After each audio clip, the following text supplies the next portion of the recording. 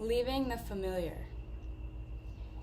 Leaving the familiar is the move, because everything you want that you don't have is on the other side of your comfort zone. So what's familiar to you right now is what's comfortable for you. And your comfort is your cage.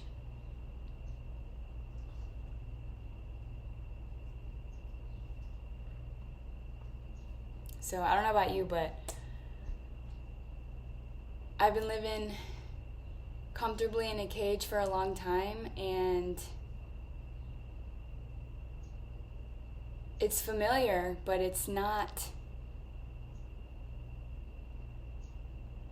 It's more uncomfortable to stay in it than it is to stay in it. So change happens when the uncomfort gets bigger than the decision to step out of your comfort zone or something like that. And so I used to live a life where it was really familiar for me to just go ahead and party at any time of the day. Doesn't matter what time it is. The motto was, it's 5 o'clock somewhere. And that was not serving me anymore. But it was comfortable and it was familiar, and I was around a lot of people that were on the same page. And I've left that life behind. And so anything that is familiar can become unfamiliar. And so I went 9 months, I did a challenge of deciding I'm going to be pregnant with myself. It was this idea of like, if I was pregnant right now and I couldn't drink anymore, could I do it? Like willingly, without like the struggle. And so I decided to do it, face it by choice, and to cut off from drinking for 9 months and really choose myself over comfort, over numbing, over partying, over the distraction that alcohol used to be for me. So I was able to do it. And then after those 9 months, it was like, oh, okay, here I am, birthed the newbie, and I was able to have a drink.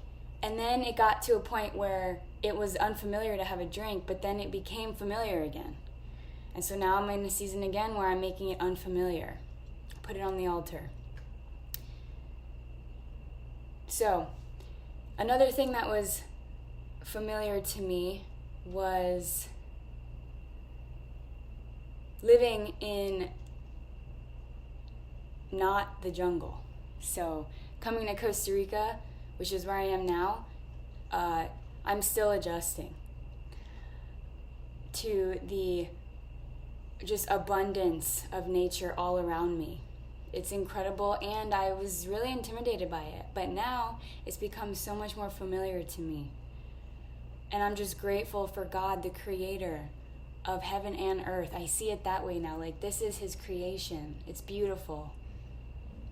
And so I'm receiving it more and more. So, something that's really uncomfortable, that isn't familiar but can be, which is what Jesus Christ is calling us to do, is to follow the Spirit, his Spirit of love,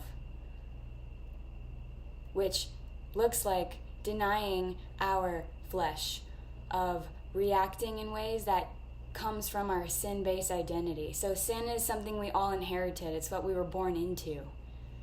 You don't get to just decide, well, there's this preacher guy who's Asian, and he's like, I didn't just decide, hey, I'm gonna, because I eat orange chicken, that makes me Asian. He's like, no, that's coming from my lineage. And man, I feel like I'm butchering what he said. So anyways, laying down, following your flesh, the familiar, comforting yourself in a reactionary way looks like the pause and doing something different, to the point where you've done the wrong thing for so long that the right thing feels wrong.